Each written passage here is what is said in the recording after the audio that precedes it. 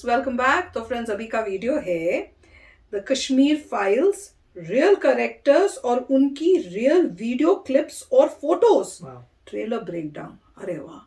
तो चलो जल्दी से वीडियो शुरू करते हैं।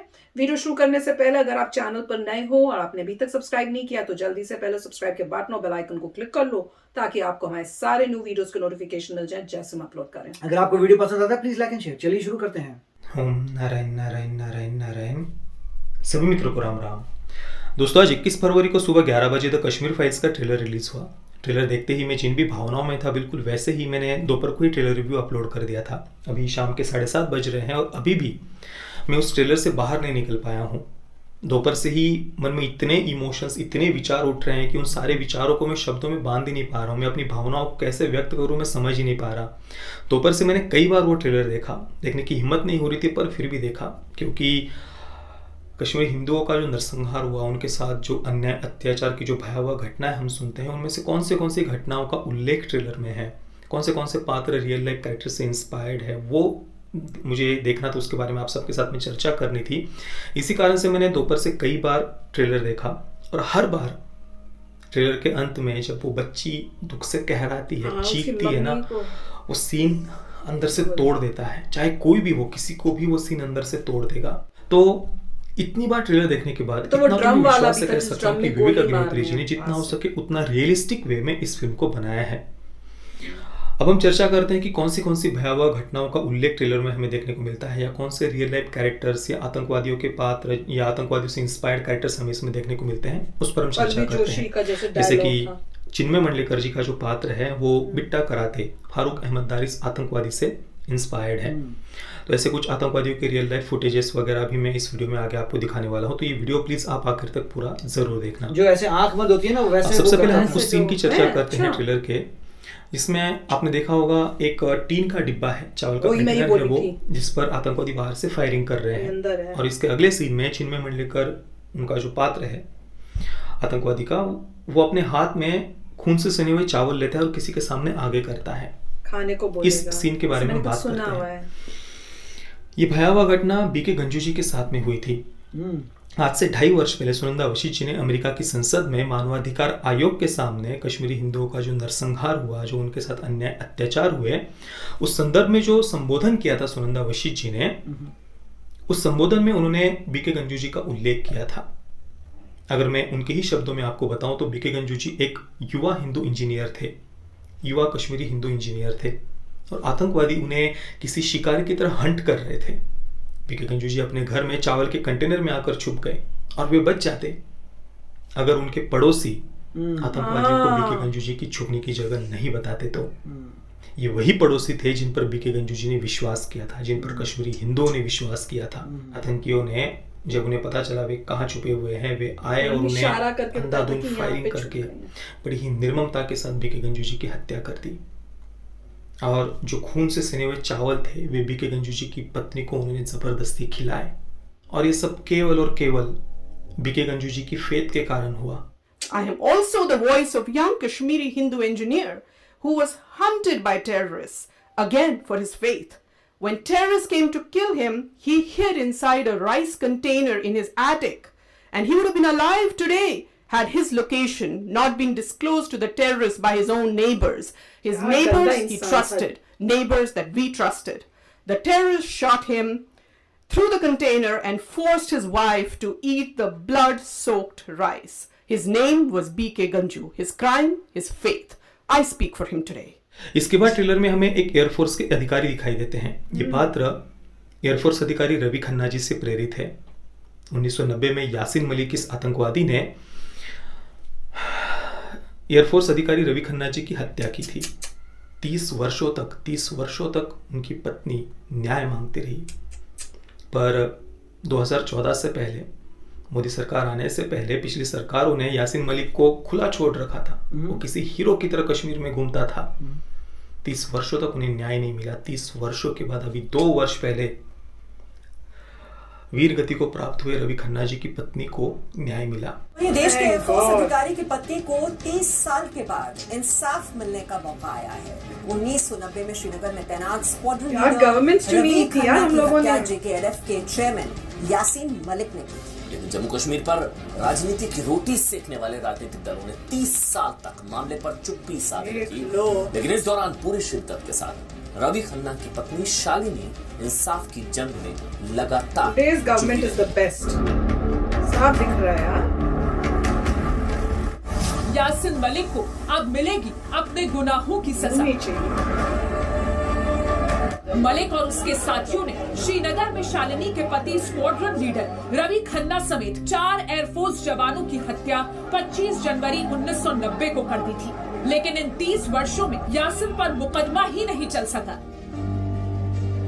उसको हीरो बनाया हुआ था, गवर्नमेंट्स पता नहीं क्या नेगोशिएट करती रही है, अंडर द कारपेट कुछ होता रहा, बैकडोर पे कुछ होता रहा, फ्रंट डोर पे कुछ होता रहा। आज उसको ट्रीटमेंट के लिए बाहर भेज रहे हैं, आज ये हो रहा है, वीवीआईपी बना के उसको हीरो बना के। और केवल रवि खन्ना जी नहीं, यासिन मलिक ने ऑन रिकॉर्ड इंटरव्यू में कई निर्दोष नागरिकों की हत्या करने की बात को मान्य किया है। ये वीडियो आप अभी भी यूट्यूब पर देख सकते हैं, पर फिर भी हमने देखा है कि पिछली सरकारों ने यासिन मलिक के साथ कैसे व्यवहार किया था। इसके बाद ट्रेलर के बिल्कुल अंत में एक कश्मीरी हिंदू महिला को आतंकवादियों ने चारों ओर से घेरा हुआ है और उस कश्मीरी हिंदू महिला के शरीर पर वस्त्र नहीं है, ये हम देखते हैं। ये पात्र गिरिजा टिक्कू जी से मेरे अनुसार प्रेरित है। उनके साथ तो सामूहिक बलात्कार जो हुआ था वो तो मैं बोल नहीं पाऊंगा, आप देखिए स्वयं। I am a member of the minority Hindu community from Kashmir, victim of the worst ethnic cleansing witnessed in independent India. I speak here today because I am a survivor. An innocent young woman, a lab assistant in a school, wasn't as lucky as I was. She was abducted, blindfolded, gang raped, and cut into 2 halves on a mechanical saw while still alive. Her name was Girija Tikku. Her only crime? Her faith. I am her voice today. इसके बाद अब हम बात करते हैं चिन्मय मंडलेकर जी के पात्र के बारे में, जो एक आतंकवादी का कैरेक्टर प्ले कर रहे हैं। मुझे लगता है कि उनका ये पात्र बिट्टा कराते और फारूक अहमद दार से प्रेरित है। ट्रेलर की शुरुआत में ही जो हम इंटरव्यू देख रहे हैं चिन्मय मंडलेकर जी के कैरेक्टर के साथ में जो लिया जा रहा है, वैसा एक इंटरव्यू बिट्टा कराते और फारूक अहमद दार के साथ भी लिया गया था। सारा मर्डर मैंने सतीश को मारा। सतीश कौन? सतीश कुमार टिक्कू। टिक्कू कौन था ये? पंडित लड़का। किस चीज से मारते थे आप? पिस्टल से। हमेशा पिस्टल से ही मारते थे या AK-47 से भी मारते थे? AK-47 से हम सिक्योरिटी वालों पर एक्शन फायरिंग करते थे। अच्छा, और जब किसी एक आदमी को मारना होता था तो पिस्टल से? पिस्टल से। तो नकाब पहनी होती थी आपने? नकाब के बगैर। यानी लोग आपको देखते थे कि आप हैं जो जान से मार रहे हैं किसी को? जी। लोग पहचानते थे आपको, तो लोगों ने आपको पुलिस के हवाले नहीं किया? इसका मतलब लोग आपको लोग साथ देते थे। दोस्तों, इतने सारे तथ्य, इतने सारे सबूत सामने होते हुए भी आज से 5 वर्ष पहले 2017 में सुप्रीम कोर्ट ने कश्मीरी हिंदुओं के साथ जो अन्याय हुआ, अत्याचार हुआ, उस केस को रीओपन करने से मना कर दिया था। Disgusting. और दोस्तों, जब देश की न्याय व्यवस्था, शासन, प्रशासन, कहीं से भी न्याय मिलने की कोई आशा ही जब नहीं बचती है, तब एक सामान्य नागरिक के पास में बस अपनी वाणी, अपनी लेखनी, अपनी कलम, यही एक मार्ग बचता है कि वो अपनी वाणी के माध्यम से अपनी पीड़ा को समाज के सामने रखे। और इस कारण से इस फिल्म का सब तक पहुंचना बहुत ज्यादा आवश्यक है, ताकि कश्मीरी हिंदुओं की जो पीड़ा है वो सबको पता चल सके। We have seen ISIS level of horror and brutality in Kashmir 30 years before the West was even introduced to the brutalities of radical Islamic terror.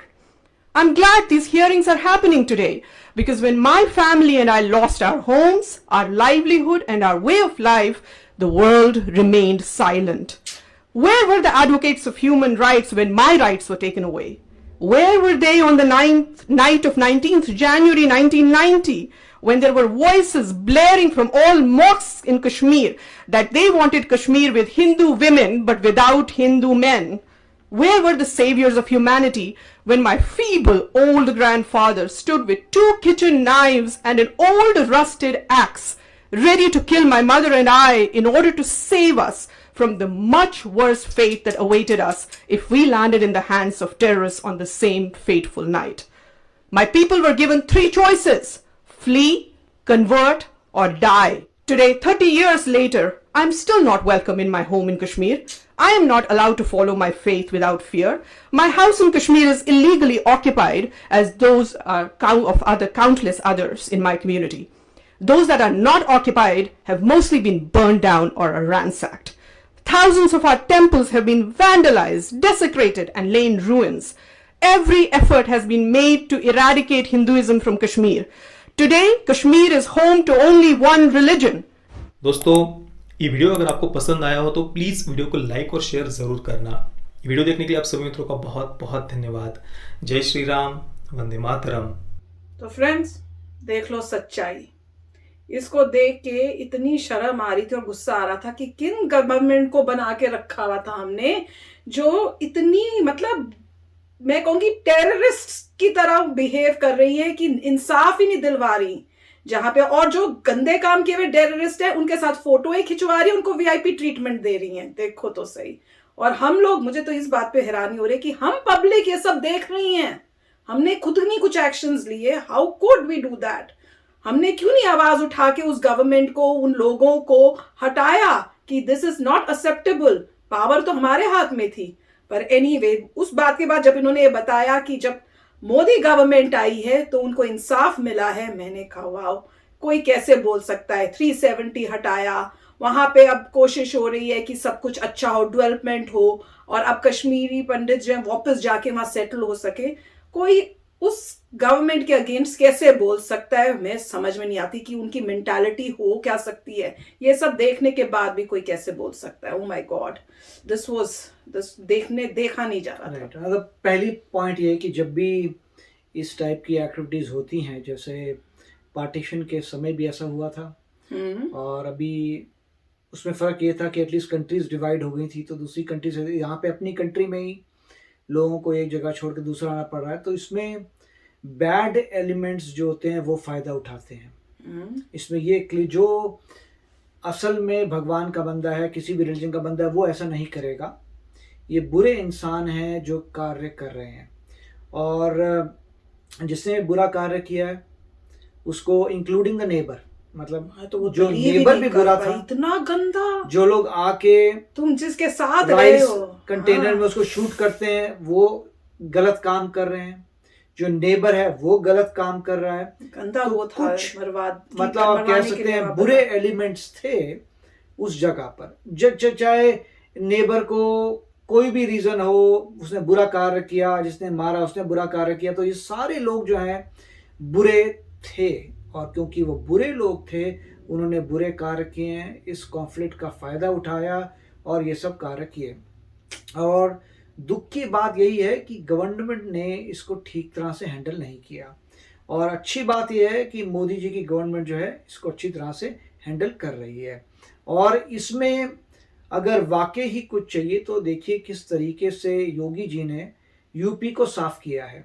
जितने बुरे, उनको यही था कि अगर तुम बुरा कार्य करते हो, तुम्हारा क्या रिलीजन है मुझे फर्क नहीं पड़ता, मतलब योगी जी को फर्क नहीं पड़ता, उनको तुमने बुरा काम किया, आउट, सिंपल। उसी तरीके से गवर्नमेंट अगर आज की उस समय होती तो आउटकम डिफरेंट होता।